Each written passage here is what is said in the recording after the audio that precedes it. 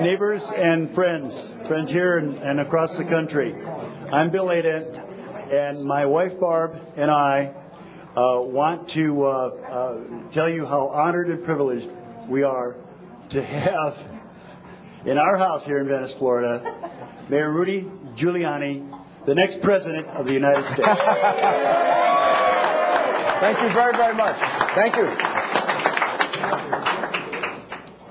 Thank you, Bill. Thank you, Barb. Thank you very much for having us in your beautiful home in Venice, Florida. It happens to be a beautiful night here, and we're talking to people in all 50 states.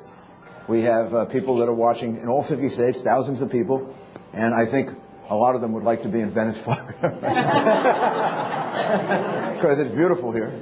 It's a beautiful community, nice and warm, nice and comfortable, and you have a beautiful home. And I can't thank you enough for your support and for your bringing together all these people. And of course, in all these other homes in these 50 states all over the country, we have people that are watching and people that are going to ask questions. So I just want to talk to you very briefly and then take time for your questions.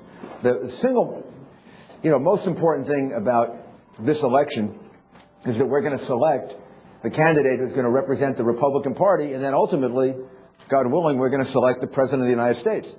And that's about our future. It's about, what's going to happen to this country in 2009, 2010, 2011, 2012.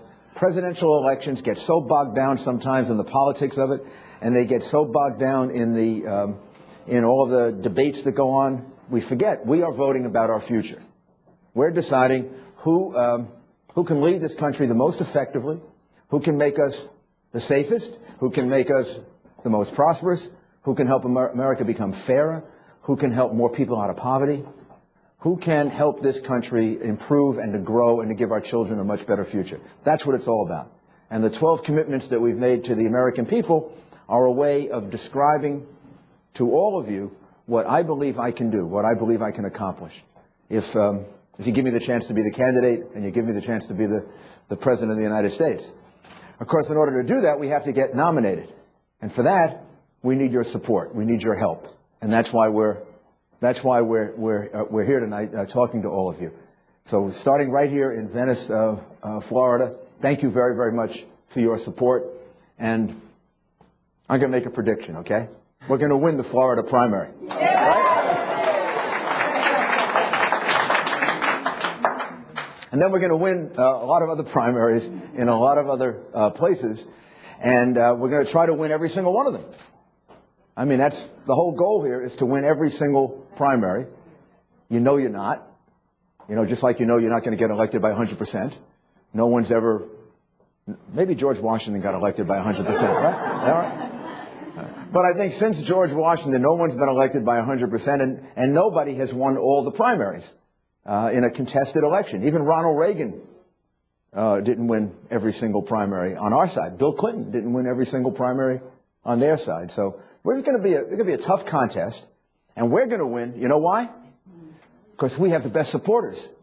We do. We have the best supporters. That's why we're on in 50 states tonight. This is the second time we've done this. And what we need you to do is to go find more people for us now. Do you realize we're only 1 month, basically, before the first primary? 1 month before even less than 1 month before the Iowa caucus, 1 month before the New Hampshire primary, 2 months before February 5th, in which we have like 21, 22, 23 states that will be voting, and less than 2 months before Florida, which is on the 29th of January. So we're getting down to the end. We're getting down to the last month or two of this first part of the election. So we really need you to be enthusiastic. You know what I need you to do? Here, if each one of you can do this, you go find us 5 more people. Just 5 more people. Do you all have at least 5 friends? What do you think? Okay, all right. Do you think if you work hard you could find 5 friends? You think you could find 5 friends? Well, I need your 5 friends. We need 5 of your friends to join us. To join us in order to make calls, get out the vote, find out who wants to vote, and make sure they come out and vote. This is true here in Florida. It's going to be true in all those states, or not all, but most of those states where we're talking to people tonight. They're going to have primaries just like this. And we need you to go find 5 people who are willing to donate some money, give a little money to the campaign so we can be on the air, so that we can make sure that we get our message out, and give us some of their time. And, maybe you should find 10 friends if you're popular, for those of you who are popular. And of course, we want people who agree with us, agree that what we have to try to do is to keep America a positive country, an optimistic country, a country that believes that we can make things better, and not a country that has its head down. Too many people in this country have their head down. When you read these polls, people think America's going in the wrong direction, and people are, if America's going in the wrong direction, then what country's going in the right direction? This is a question of perspective. America's going in the right direction, and you know how we can make sure it goes in the right direction? We can select the right person as President of the United States. Then that's the way we make sure that this country is going in the right direction. And what does the right direction mean? It means a country that's getting safer, more secure, more prosperous, moving more people out of poverty. And we do that by remaining strong and on offense against terrorism.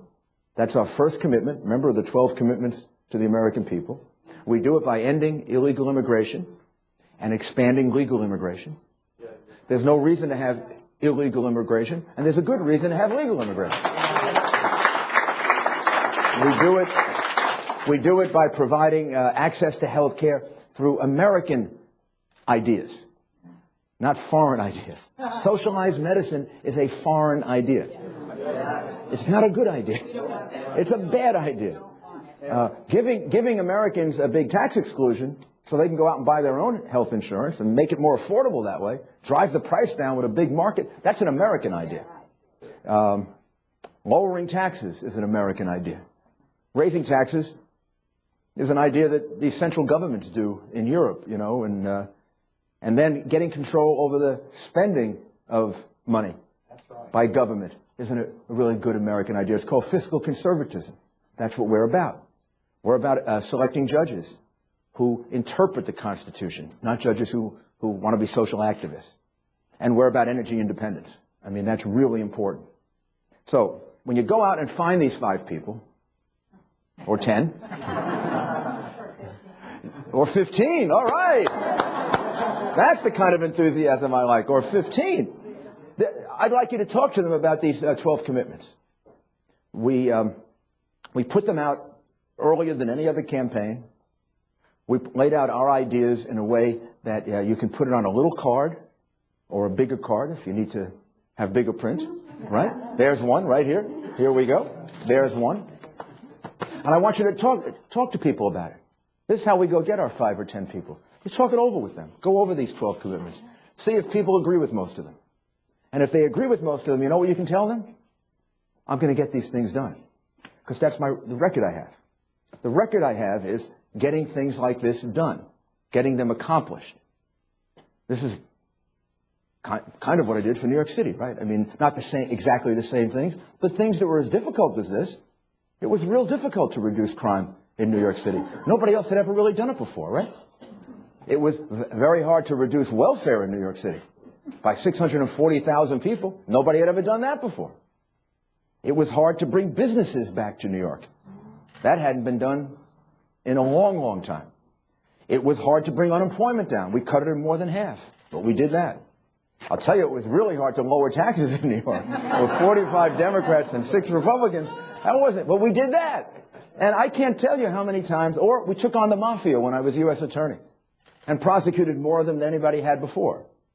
And effectively, and we took on white-collar crime. And I have a history of taking on things other people didn't do or didn't complete or didn't get done, taking on things that other people said were impossible.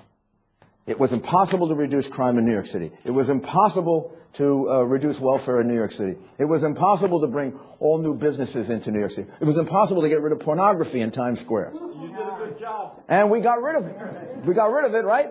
And we did it, and we did what people thought were impossible. So when you show people these things that we want to do, say that this isn't just a wish list. This is backed up by somebody who's done things like this before. Because when you show it to somebody, they're going to say, oh, you can't end illegal immigration. Well, that's what they used to say about crime. And they're going to say, oh, you really can't reduce government spending. Well, that's what they used to say about taxes in New York. So I'm going to get these things done. So if people agree with most of this, then you should tell them, let's sign up for the Giuliani campaign, if they agree with these things. If they disagree with these things, you know, most of them, tell them to vote for somebody else. Because I'm going to do this. See, it works both ways. If you agree with it, it's going to get done. If you don't agree with it, well, then you should oppose us. That's the way an American campaign should be organized. We're not one of these people that's on this side and that side and some other side. And these are the things we stand for. Sometimes when I campaign, I was campaigning in New Hampshire, you know, this weekend, and other places when I'm there, I like to sign right down here. See right here on the red, below the 12 commitments? I sign it right here and I say, it's a contract. We just made a deal. I just signed this. I'm going to work real hard to do it. I'm going to put these 12 commitments on my desk in the Oval Office. Every day I'm going to try to accomplish them. And you know something? Now that I signed it, if I don't do it, you can sue me. No, actually, one of my 12 commitments is we're going to try to reduce lawsuits. So we save some money, and we save the medical profession, and we save health care, and we don't have Americans suing each other like the guy who sued for his lost pants. Right? Right? For $54 million? We got to stop lawsuits like that. But frivolous and abusive. And we'll stop frivolous and abusive lawsuits. But this is what we need you to do now in the next month, 2 months. We need you to find us people. We don't want you just to find them and pull. We want them to know what we're about, what we're all about, what we're all jointly trying to achieve. These are my 12 commitments to the American people. But when you join us, they're your 12 commitments too. I'm not getting these done alone. I never got anything done alone, ever. I wrote a book about leadership, and one of the things I say in the book is the most important part of leadership is teamwork. You know, I need people to help me do this. First of all, I need you to get me elected so I can get a chance to do it. Now, I'm not getting elected by myself. I'm getting elected with thousands, hundreds of thousands, millions of people. Your help, all the people we're talking to in 50 states. And when I do get elected, I'm sure as heck not doing this all by myself. It's the people that you hire, the people that you empower, the people that you select, the people that you motivate. So this is a joint endeavor. So when you bring people into our campaign, maybe I'm signing here as kind of a contract, but we want them to sign on too. Because these are the things that we're going to accomplish. And that's how you create great enthusiasm. You create great enthusiasm when you're going to reform things, you're going to change things, and you're going to do things better than they were done before. And that's what we're going to do for our economy. That's what we're going to do for immigration. That's what we're going to do for our taxes. And most importantly, that's what we're going to do for the defense of this country, so that we prevail over Islamic terrorism. And we prevail as quickly as we can, not as long. So, thank you very, very much. And now we'll take a few questions in the time that we have. And in case I have to rush off or they rush me off, I can't thank you enough. I can't thank, in particular, the people like the two of you that have organized this in their homes. I know. When I came in, you told me you were kind of tired, right? It's hard to do. This is hard to do. I know it's hard to do. I know it's really hard to do, and I thank you very, very much for doing it. Thank you. Thank you. And I thank the rest of you all over the country and in every single state who has done this. I'm glad it's in every single state because I make the point over and over again that I'm the candidate, the Republican candidate, that can be a 50-state candidate. The rest of them, good people, but they're going to run in 35 states, not 50 states. We'll be able to run in 50 states, and that's why we'll be able to win. So who would like to ask the first question? Dan, you have the questions? These questions come from the internet. There's a webcast. Well, do we have any of those YouTube pictures? We don't have pictures of them. These questions are submitted right as people are watching, so they're all coming in right now. First one comes from Todd in Santa Monica, California. Please tell us about your ideas to improve the nation's education system, such as vouchers, school choice, and accountability. Well, I think accountability is enormously important. The main thing that has to be done, I believe, to change, revolutionize American education, K through 12, is choice. Yes. I think that here's the best way to look at it. The rule in this country should be that parents make the decision about where their child is educated, not the government. It should only be the exception when the government has to make that decision, and the exception where a child doesn't have parents, or a child has a parent or parents that are totally irresponsible. But in the overwhelming majority of cases, the person who knows the most about the best needs of their child in terms of education is the parent. And the parent now has no power unless the parent has money. When the parent has money, the parent can put the child in a private school or a parochial school, or can move to a neighborhood that has great public schools. But there are a lot of parents who don't have those resources. I believe we should encourage, and that's really what the federal government can do, because the federal government doesn't run schools. Schools are run in local communities, at the state and local level. The federal government should create incentives so that we can have choice programs, so that the parent selects the school, and a parent can select a public school, a private school, a parochial school, a charter school, or homeschooling. But let's make the parent the primary person who enforces the standards of education. Because then instead of having a Washington bureaucrat do it, who doesn't know much about the individual child, the parent will decide. And isn't this the way our higher education works? That's why our higher education is the best in the world. It's about choice. People select the college they're going to go to. Even people who are poor, who get loans, people who are poor and get scholarships or grants, Pell Grants, they pick the college. They're not forced to go to a college that hasn't graduated anybody in 10 years. You know what happens to colleges that don't graduate people in 10 years? They disappear because nobody goes there. But there are public schools that have been failing for 10 and 20 years. And kids are being forced to go there. And their parents would love to get them out of there. They just don't have the money. So why don't we turn the money over to them and let them choose the school? I think everything would change if we did that, and real quick, like within 2 or 3 years. And it would happen because of the thing that a lot of education is missing right now. It's called competition. And when you create competition, you create higher standards, and you don't need government bureaucrats deciding that. People decide it by their individual choices. Great. The next question comes from Greg here in Florida. How big of a threat do you think Iran is and will be? I think Iran is a threat, and it's a substantial threat, and it's one that we have to take very seriously. And even with the new NIE that came out the other day, when you read it carefully, you see that long-term, Iran is a country that is a threat to Israel, a threat to the United States. It may be, according to this national intelligence estimate, the intelligence agencies are highly confident, or they have high confidence, or however it was described, that Iran stopped moving toward a nuclear weapon in 2003. But they are only moderately confident that they haven't resumed. So you got to, yeah. So now I mean, intelligence is a very tricky business. It requires analyses like that, very, very difficult analyses. The end result of it is we should consider Iran a country that's an irresponsible regime. It's been an irresponsible regime since the late 1970s. It took American hostages. It has been considered to be the main sponsor or the biggest sponsor of international terrorism, which means, they support terrorism. They've been doing it consistently since then. So we should make it very clear to Iran that we're not going to allow them to become a nuclear power. It's just not going to happen. We're not going to allow them to have nuclear weapons because it's too dangerous. That the military option always remains on the table. It is not something we invite. It's not something that we're saying to threaten anyone. It's just something that we're saying as a clear statement of policy so there's no confusion. And for a very important other reason. Because I believe if they understand how serious we are, they'll be moved even more. And particularly, other countries will be moved to help us with sanctions. And we should increase the sanctions.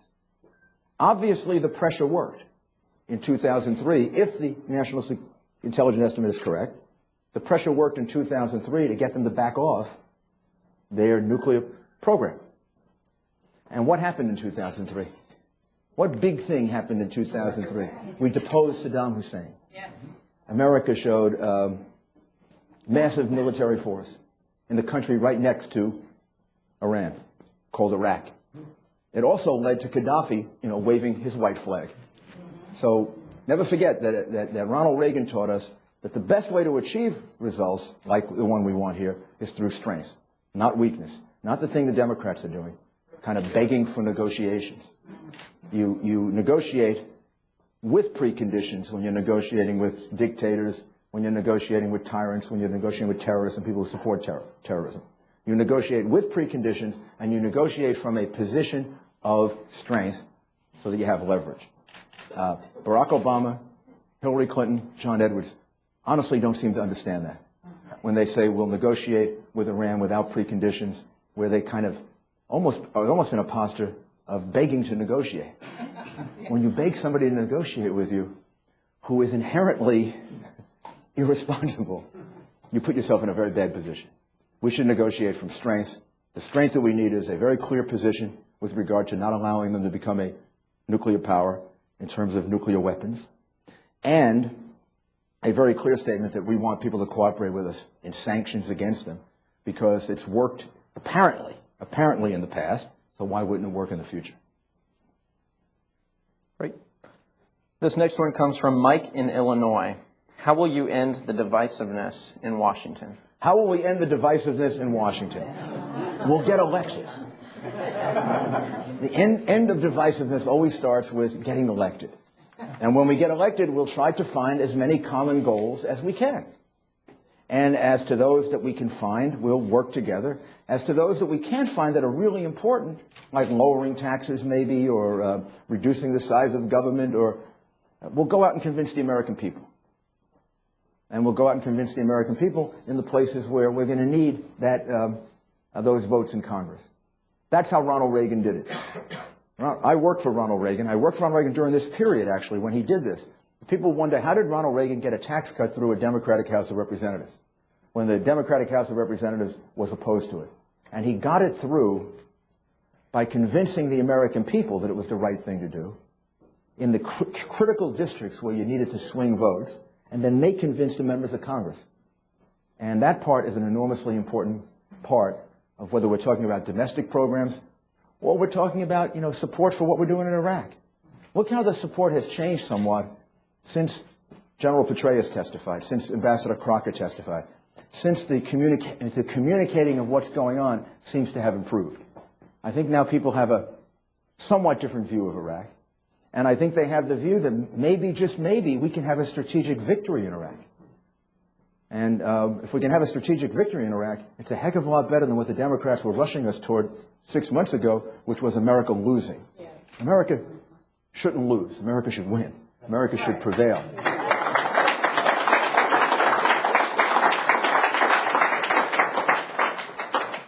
This next question comes from John and Laura in New Jersey. What is your plan for health care, and how does it fit into your commitments to the American people? I mentioned it briefly earlier, but my plan for health care, which is one of the 12 commitments to the American people, is to provide people with a $15,000 tax exclusion, for individuals a $7,500 tax exclusion, so they can buy their own insurance policy and have it, own it. If they can get it for less than that, they can keep the difference in a health savings account. Basically what I want to achieve is I want to move significant numbers of people in the direction of owning their own health insurance, the way they own their own auto insurance, the way they own their own homeowners insurance. We only have 17 million Americans who buy their own health insurance. If we had 50 million Americans who did it, the price would come all the way down. Nothing, absolutely nothing works better than a large consumer market to drive down price, sometimes miraculously. Just think of all the high-tech products, or the tech products that came out and cost 3 times more than they cost now. Yeah. Right? Well, how did that happen? How is it that people that aren't relatively well-to-do, or how can they own televisions and radios and cell phones? Because all these things have been priced down by big consumer markets. Well, healthcare, that hasn't happened, because it's being controlled either by the government or by employers. Individuals should be buying it. If we do that, we're going to save healthcare. And if we do tort reform, what I talked about earlier, where we get all of these lawsuits under control so doctors aren't driven out of the medical profession, and we don't have them practicing defensive medicine, which costs incalculable amounts of money. This next one comes from Cameron at Stanford University. What do you have to say to college students about your fiscal policies, given that, for the most part, many of them do not yet have full-time jobs and aren't paying taxes? Well, the most important thing that college students should be thinking about is the future. Are we going to have an America that is a growing economy, an America that's a growing society, or not? There are some people that are afraid that this will be the generation in which we don't hand off the country better than we were given it. In other words, that their future won't be as bright, won't be as filled with possibilities as prior generations. Well,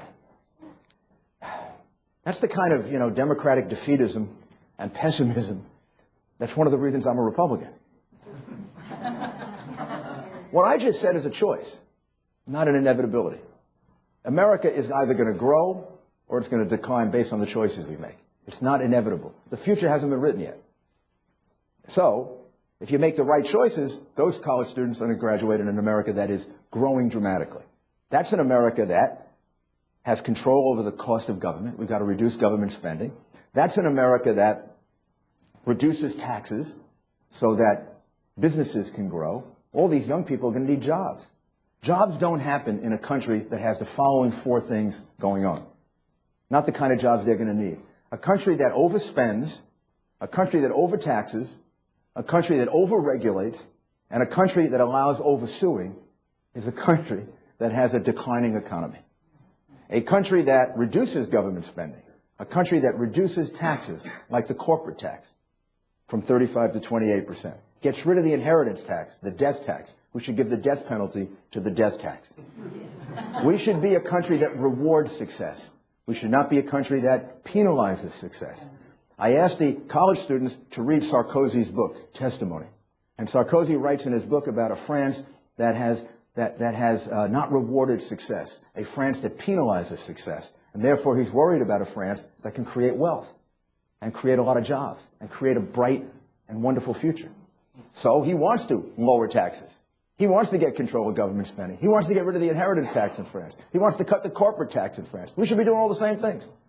We want to balance regulation so they don't drive businesses out.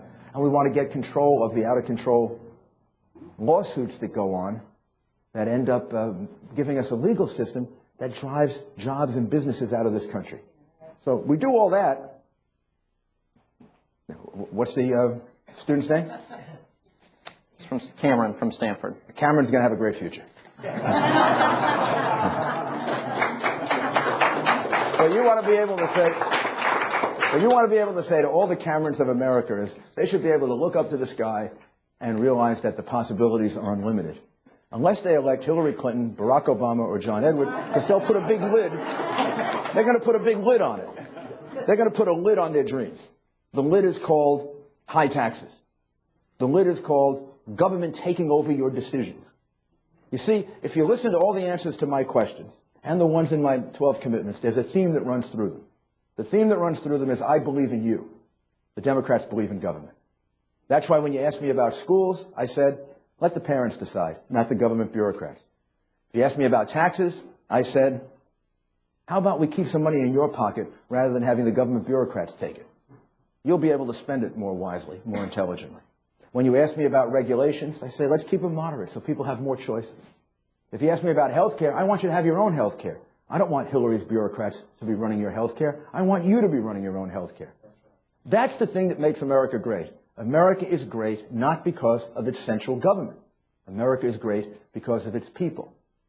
And if we stick by that, and if we figure out how to give more power and decision-making back to our people, then we keep this thing alive about, looking up to the sky and having all kinds of possibilities. But we start limiting that, and every time we limit it, we put a lid on the ladder of success. And finally, we put so many lids on, we start driving people down. I think we've got time for one more. This one comes from John in Michigan. Okay. Your reputation of fighting crime while mayor of New York City is well known. What lessons would you use that you learned as mayor there to make our country safer? Well, first lesson that I learned, not just as mayor of New York, but as the third-ranking official in the Justice Department, as United States Attorney in New York, because I had a long career before I was mayor of New York, is safety and security is paramount. I just wrote an article written by a columnist that pointed out something that I said years ago, and it was said in a different context. But what he said is that just about the most important civil right is safety and security, because you don't have any others if you don't have that. I mean, if you have the right of assembly, but you're afraid to go out at night because you're going to get killed, well, then the right doesn't mean anything. That was part of the problem in Iraq for a while, on a much higher scale than we've had it. So first thing is you have to have safety and security. You have to have crime under control, and then you have to have this whole situation of possible terrorist attacks as well organized in terms of our response as possible. That's another one of the commitments that we made, homeland security. And then the other thing that I learned is fiscal management. I learned that if you can hold down the growth of government, you can reduce taxes, and if you can reduce taxes, you can put a lot more people to work. I see lower taxes as more jobs. The Democrats see higher taxes as getting more money for government. But I realize that if you lower taxes strategically, like I just advocated very quickly before lowering the corporate tax from 35 to 28%. If we did that, there would be more jobs in this country. If you ask me, how do you stop outsourcing? That's how you stop outsourcing. And I think I learned those things as mayor of New York. Thank you. Thank you, Dan. Once again, thank both of you. Thank you very much. And thank you to every single person who hosted one of these parties tonight. I know how much work it was. I know how much time you had to put in. I can't tell you how much I personally appreciate it, but say to you, it's worth it. It's worth it because it's all about getting these things done. That's what running for office is about. That's why people do it, when they're doing it for the right reason. And that's why you should join us, because you believe we can make these things possible. And then if you believe that, again, you go get 5, 10 more people that believe it, and we win. Thank you very much. Thank you. Dan? Yep. We wanted to end the evening by cueing a video to those of you that are tuning in right now. What it is, it's a compilation video of your travels and people expressing their support for you and kind of the reasons behind it. It's a launch of a National Day of Support. It will be December 20th, Thursday, December 20th, and it will keep us moving forward. Thank you for tuning in. Have a great night. Thank you. Please thank you for what you did for the American people. Sure. Inspirational. Strong. Charismatic. Comes down to leadership. Rudy is a leader. Positive. Rudy Giuliani is a man of principle. Rudy means what he says. He says what he means. He's got the leadership. I know that Rudy Giuliani is the man. My name is Jake, and I support Rudy Giuliani. I support Rudy. I'm supporting Rudy Giuliani. Also proud to be supporting the next president of the United States, America's mayor, Rudy Giuliani. I am proud and happy to be voting for Rudy. My name is Josh, and I support Rudy Giuliani. I support Rudy Giuliani. I am supporting Rudy. I'm very proud as a Californian to be supporting Rudy Giuliani. I support Rudy Giuliani. I think he would make a great president. I think he'd be a great president. I think he'll be an excellent president. I think he's the best choice for president. Rudy Giuliani is the perfect president for the next 4 years. I think he can win. Let's go out and do it, ladies and gentlemen. Let's win one for Rudy Giuliani. Go Rudy. Go Rudy. Go Rudy.